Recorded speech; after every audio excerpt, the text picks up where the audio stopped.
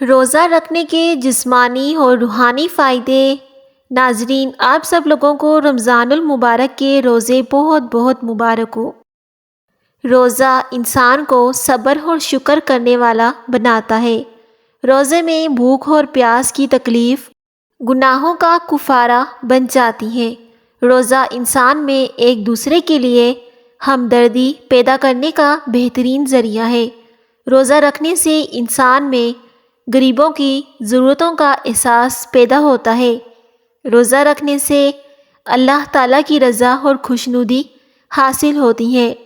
Video کے آخر میں ایک بہت پیارا واقعہ آپ لوگوں کے ساتھ شیئر کیا جائے گا۔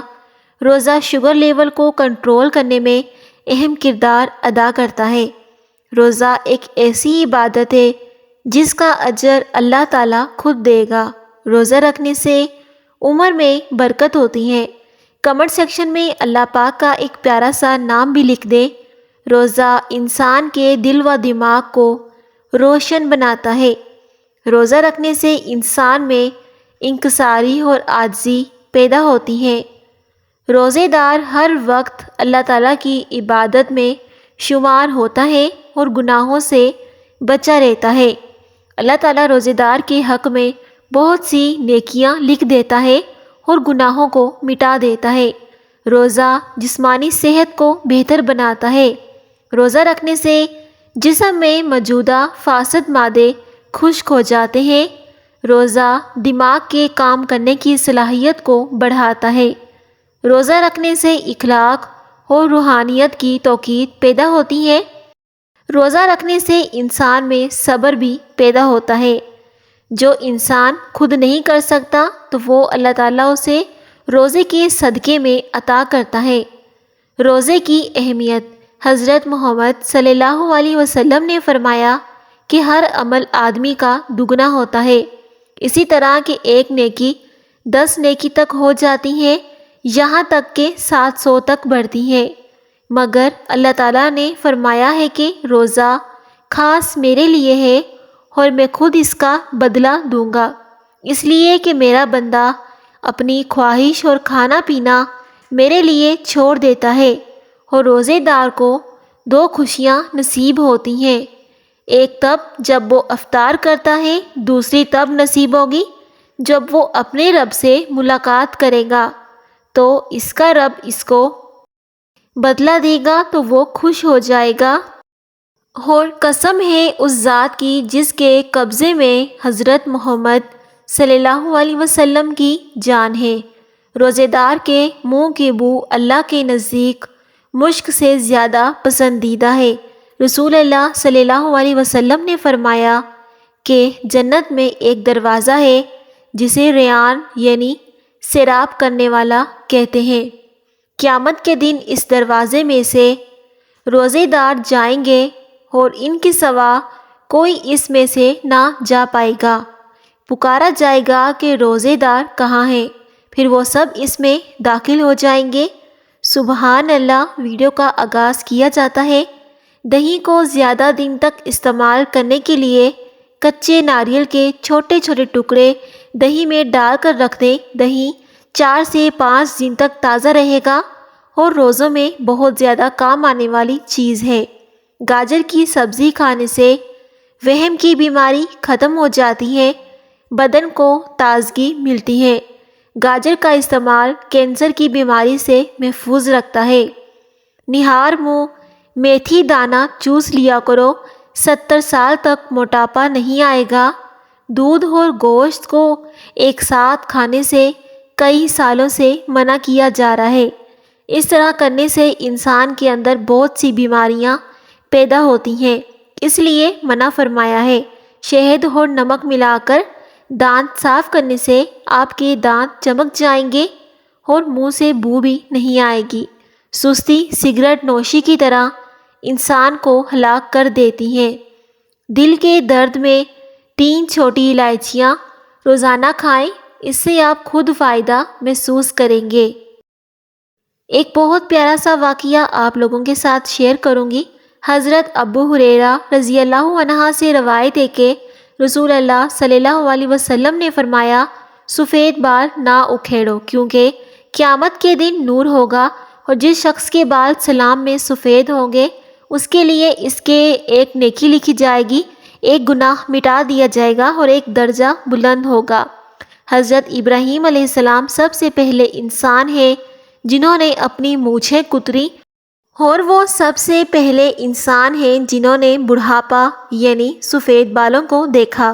چنانچہ انہوں نے جب سب سے پہلے اپنے بالوں میں سفیدی کو دیکھا تو عرض کیا کہ میرے پروردگار یہ کیا ہے؟ پروردگار کا جواب آیا کہ حضرت ابراہیم علیہ السلام یہ وقار ہے، بڑھاپے کی علامت ہے جو علم و دانش میں اضافے کا باعث اور عزیز و وقار کا ذریعہ ہے۔ حضرت ابراہیم علیہ السلام نے عرض کیا کہ پروردگار، خطوط بڑی نعمت ہے، لہٰذا میرے وقار میں اضافہ فرمائیے۔ رسول اللہ صلی اللہ علیہ وسلم نے فرمایا کہ جو شخص اسلام کی حالت میں بڑھاپے کو پہنچا تو یہ بڑھاپا اس کے لیے قیامت کے دن نور ہوگا۔ ایک شخص نے عرض کیا کہ چند لوگ ان سفید بالوں کو اکھیڑ دیتے ہیں۔ آپ صلی اللہ علیہ وسلم نے فرمایا کہ جس کا دل چاہتا ہے کہ اپنے نور کو اکھاڑ دے، سفید بال نہ اکھاڑو، کیونکہ وہ مسلم کا نور ہے۔ جو شخص اسلام میں بوڑھا ہو، اللہ عز و جل اس کی وجہ سے نیکی لکھے گا اور خطا مٹا دے گا اور درجہ بلند کرے گا۔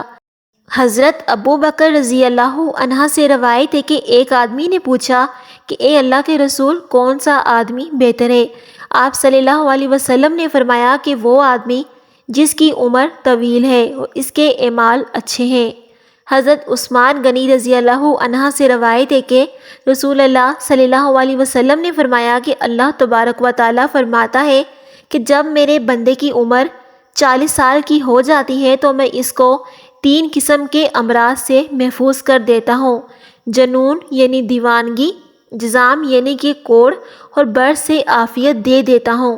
جزام یعنی کوڑ جس میں ہاتھ اور پاؤں گل جاتے ہیں، اور برس کی بیماری سے مراد جلد کے سفید داغ دبے۔ مطلب یہ ہے کہ 40 سال کے بعد ان امراض کا وقوع بہت کم ہوتا ہے، اور جب میرے بندے کی عمر 50 برس کی ہو جاتی ہے تو اسے حساب بصیرہ یعنی آسان حساب کر دوں گا۔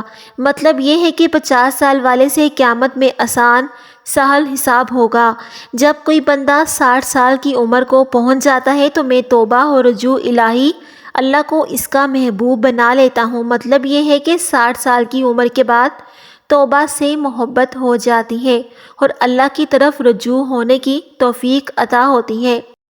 جب کسی کی عمر 70 سال کی ہو جاتی ہے تو فرشتے اس انسان سے محبت کرتے ہیں، اور جب کوئی 80 برس کا ہو جاتا ہے تو اس کی نیکیاں لکھی جاتی ہیں اور گناہوں کو نظر انداز کیا جاتا ہے، اور جب کوئی بندہ 90 سال کا ہو جاتا ہے تو فرشتے کہتے ہیں کہ یہ بندہ اللہ کا قیدی ہے، اللہ کی زمین میں اس کے پہلے اور پچھلے گناہ بخش دیے جاتے ہیں۔ کیونکہ مطلب یہ ہے کہ اللہ تعالیٰ نے اس کی روح کو جسم کے قید خانے میں قید کر رکھا ہے اور مدت پوری ہو چکی ہے اور بس حکم کا انتظار ہے۔ جب کوئی بندہ ازل عمر کو پہنچ جاتا ہے تو اللہ تعالیٰ اس کے نامہ اعمال میں اس کی تندرستی اور صحت کے زمانے کے مثال اعمال لکھا رہتا ہے۔ اس بندے سے کوئی برائی ہو جاتی ہے تو برائی کے نامہ اعمال میں نہیں لکھی جاتی۔ ازل عمر سے مراد وہ عمر ہے جس میں انسان کے ہوش و آواز بجا نہیں دیتے اور وہ بہکی باتیں کرنے لگتا ہے۔ بحوالہ کتاب توبہ کا دروازہ کھولا جاتا ہے۔ حضرت جابر رضی اللہ عنہ فرماتے ہیں کہ نبی کریم صلی اللہ علیہ وسلم نے ارشاد فرمایا کہ میرے دوست جبرائیل علیہ السلام بھی میرے پاس گئے اور وہ کہتے ہیں کہ قسم ہے اس ذات کی جس نے آپ کو حق کے ساتھ بھیجا ہے، اللہ تعالیٰ کے بندوں میں سے ایک بندے نے 5 سال تک ایک پہاڑ کی چوٹی پر عبادت کی۔ یہ پہاڑ سمندر کے بیچ میں ہے۔ یہ پہاڑ 30 مربع میل ہے۔ اس کی چاروں طرف سینکڑوں میل سمندر ہے۔ اللہ تعالیٰ نے اس عبادت گزار کے لیے اس پہاڑ میں میٹھے پانی کا چشمہ جاری کر دیا جس کی دھار انگلی کے برابر موٹی ہے، اور ایک طرف انار کو اس کی پہاڑوں کی جڑوں میں لگا دیا گیا۔ اس میں ہر روز ایک انار تیار ہوتا ہے۔ وہ اب اس پہاڑ سے اتر کر وضو کرتا ہے اور انار کو کھا کر پھر عبادت خدا کی کرنے میں مشغول ہو جاتا ہے۔ جب اس بندے کی وفات کا وقت قریب آیا تو اس کے عرض کیا کہ یا اللہ میری روح سجدے کی حالت میں قبض ہو اور میرے جسم کو محفوظ رکھا جائے اور مجھے قیامت میں سجدے کی حالت میں اٹھایا جائے۔ اللہ تعالیٰ نے اس کے ساتھ ایسا ہی کیا جیسا اس بندے نے اللہ تعالیٰ سے کہا تھا۔ چنانچہ ہم آسمان سے اترتے ہیں اور چڑھتے ہیں تو اس بندے کو اسی حالت میں دیکھتے ہیں۔ قیامت کے دن اللہ تعالیٰ کے سامنے یہ بندہ جب حاضر کیا جائے گا تو اللہ تعالیٰ ارشاد فرمائیں گے کہ میرے بندے میری رحمت سے جنت میں داخل ہو جا۔ یہ بندہ عرض کرے گا کہ الہی میرے عمل کی وجہ سے ہی جنت مجھے کیوں نہیں ملی؟ 2 دفعہ ایسا ہی ہوگا۔ اللہ تعالیٰ فرمائے گا کہ میری رحمت سے جنت میں داخل ہو جا اور یہ عمل کا نام لے گا۔ اس وقت اللہ تعالیٰ فرمائے گا کہ جو نعمتیں میں نے اس کو دی ہیں اور جو عمل اس نے کیا ہے تو حساب ہوگا۔ آنکھوں کی نعمت کے بدلے 5 سال تک عبادت ختم ہو جائے گی اور باقی جسم پر جو احسانات ہیں وہ فاضل اور زاہد ہوں گے۔ ارشاد خداوندی ہوگا کہ میرے اس بندے کو آگ میں داخل کر دو، بس وہ دوزخ کی طرف اس کو کھینچا جائے گا۔ یہ کہے گا کہ اے رب مجھ کو اپنی رحمت سے جنت میں داخل کر دیجیے گا۔ ارشاد ہوگا کہ اس کو لوٹاؤ، چنانچہ یہ حاضر کیا جائے گا۔ اللہ تعالیٰ فرمائے گا کہ اے میرے بندے تجھے کس نے پیدا کیا ہے؟ یہ بندہ عرض کرے گا کہ آپ نے پیدا کیا ہے۔ پھر ارشاد ہوگا کہ 500 سال تک عبادت کرنے کی طاقت کس نے دی ہے؟ یہ کہے گا کہ یا رب آپ نے۔ اللہ تعالیٰ فرمائے گا کہ پانی کے موجودہ کے درمیان پہاڑ تجھ پر کس نے پہنچایا اور کنارے پانی میں میٹھے کا چشمہ تیرے لیے کس نے نکالا اور انار رکھا جو 1 سال میں 1 دفعہ پھل لاتا ہے؟ رات دن میں اس کو پھل دینے والا کس نے بنایا؟ اور تو نے جب عرض کی کہ میری جان سجدے کی حالت میں نکلے تو میں نے یہ بات تیری پوری کر دی۔ یہ عرض کرے گا کہ اے رب تو نے ہی سب کی ارشاد خداوندی ہوگا۔ یہ میری رحمت ہے کہ میں اپنی رحمت سے تمہیں جنت میں داخل کروں گا۔ حضرت جبرائیل علیہ السلام نے مجھ سے کہا کہ اے محمد صلی اللہ علیہ وسلم تمام اشیاء اللہ کی رحمت ہے۔ اللہ تعالیٰ سے دعا ہے کہ اللہ تعالیٰ ہمیں بھی اپنی رحمت سے جنت میں داخل فرمائے۔ آمین ثم آمین۔